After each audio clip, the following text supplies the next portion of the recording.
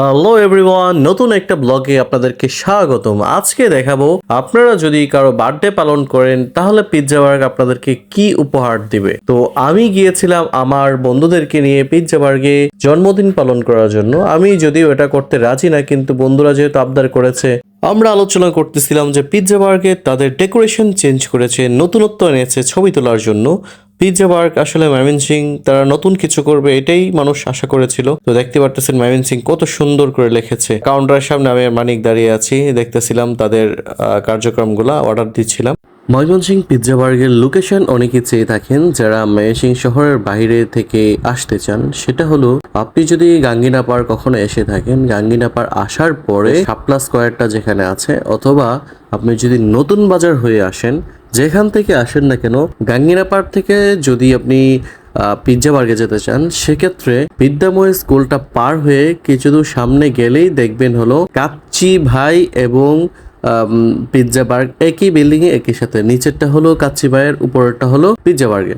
আর যদি আপনি টাউন হলের মোড় থেকে আসতে চান, সেক্ষেত্রে নতুন বাজার থেকে রিক্সা নিতে হবে না, 2 মিনিট বা 3 মিনিট হাঁটলেই আপনার চোখের সামনে পড়বে যে পিৎজা বার্গের এটা। তো আমার কেকটা দেখা যাচ্ছে এখানে।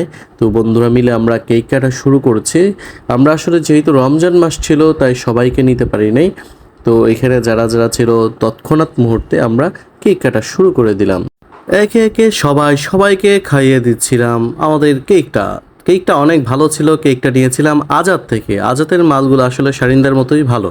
তারপরে দেখা যাচ্ছে আমরা যে অর্ডারগুলো দিয়েছিলাম, এক একজনের টেস্ট এক এক রকম।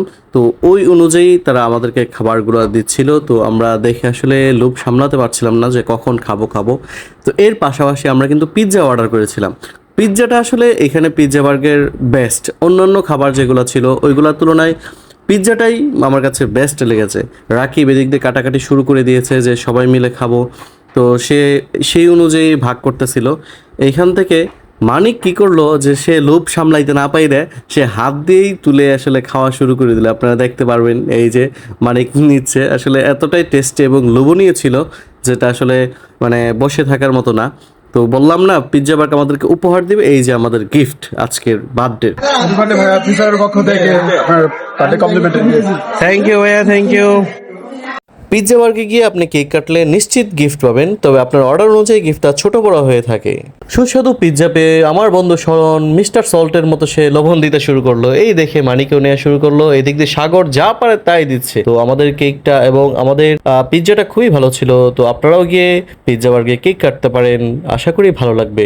তবে একটা জিনিস অবশ্যই মনে রাখতে হবে, পিৎজা বার্গে অন্যান্য খাবারের থেকে শুধু পিৎজাটাই মজা, অন্যান্যগুলোর দামও বেশি।